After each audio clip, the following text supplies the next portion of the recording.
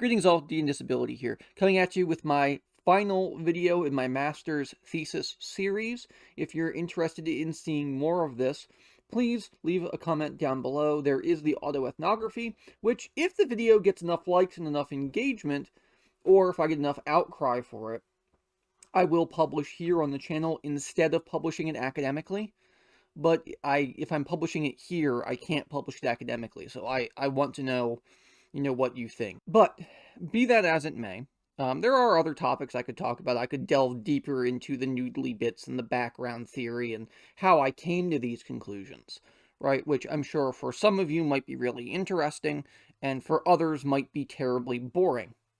So, it depends. And keeping in mind that in doing this series, I'm intentionally skipping about 40 pages of my thesis, blah blah, so that y'all don't have to read it. I do get, people out there saying, oh, I would rather read the whole thing than watch a 5-minute YouTube video or watch a 10-minute YouTube video. Cool. This thesis is 93 pages. It's available at Towson University for free. Just go and look it up under the Master's Thesis Archives, Theyenkile,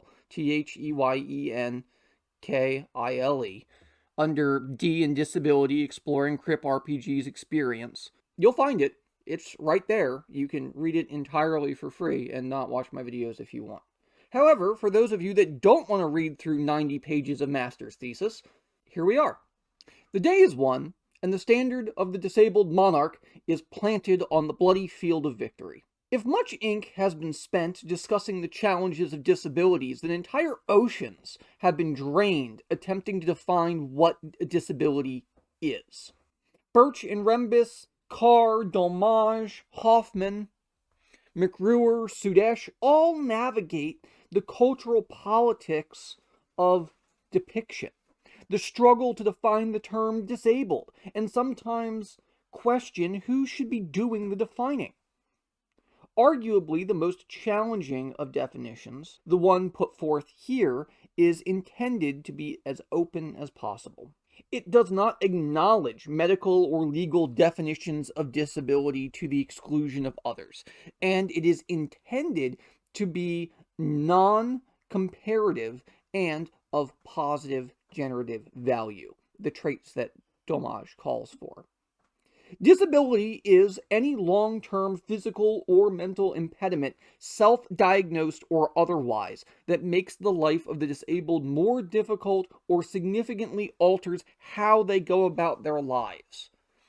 Disabilities did not and do not need to be crippling, imposed by others such as the government, nor severe enough to be medically recognized. Disability is a categorical term adopted by the subject as a means of classifying the mental or physical challenges they must overcome daily. I assert that disability is a framework that is operated within and stepped without. It may play an important or unimportant role in their lives and has been rendered in terms of the definitions provided by the subjects of the study. The reframing of disability puts the disabled back at the wheel and is a stronger, radical articulation of disability without reliance on institutional diagnosis or impositions. Belnick is at his computer playing an RPG via social media application called Discord. Hi friends on Discord. It's kind of like saying hi Reddit. His hand can grip a mouse, but little else due to the nerve damage from his diabetes. The worst times were, like, I can't hold a controller because nerve damage in my hands.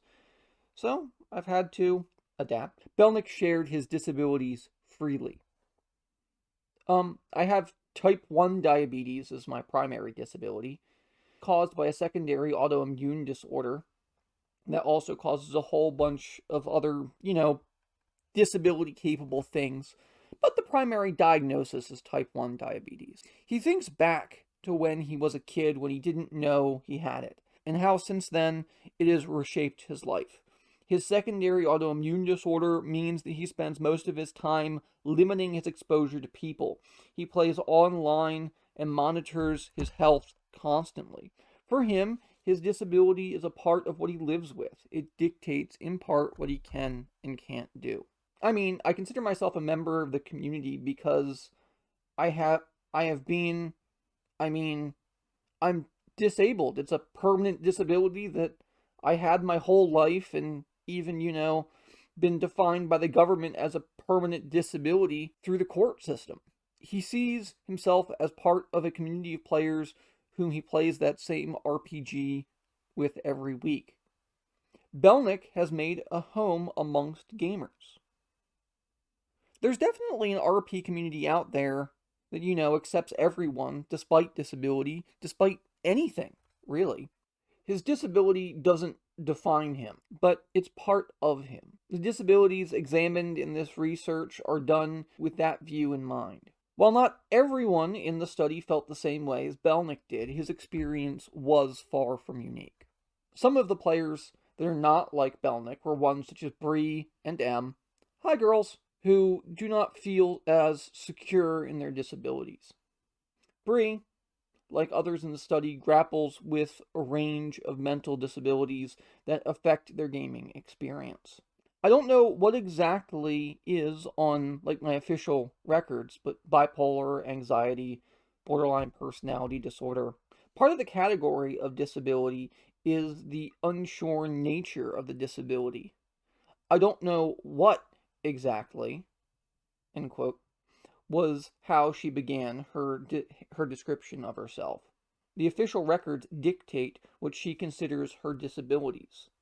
Em, I am, who identifies as a disabled player, said something similar when they were asked about their disability. Asperger's, I guess, which has been described to me like having the slightest dash of autism. Again, there's a need to quantify the statement of disability. Em identifies as being part of the disabled player group, but does not feel secure in calling herself disabled.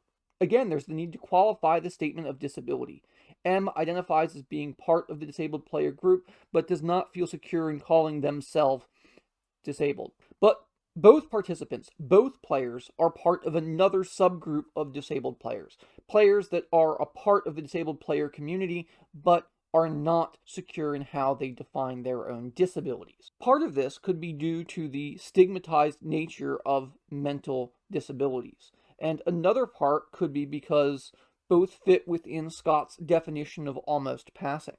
I should do a video on Scott's almost passing. But regardless, these two examples represent a group of disabled players that exist on the borders of both their disabled player community and other communities they inhabit. Further, without this external labeling, these players may only consider themselves tangential members of the disabled player community and not consider themselves disabled at all. At the end of the day, the disabled player can be loosely broken up into two groups: those who are secure in their disabled player identity and those who are less secure. While the reasons for either abound and are somewhat beyond the scope of my research, it is worth considering where disability falls within player identity. For many, such as Rose, Belnick, Ren, Sobi, Neon, Ark, Mike, myself, disability is largely inseparable. It's part of our identity, and we can't help to be something other than that. It's a part of us. For others, such as MC, Luke, and Bree, the question of disability is one of choice. Their milder disabilities make their membership in the disabled player community less of a no-brainer than others. Or at least, this is how their interviews came across to me at the time. The pauses, lack of expansion on their disabilities, and the need to either explain the disability or rely on a medical diagnosis led to these conclusions. For one, disability is a natural fit.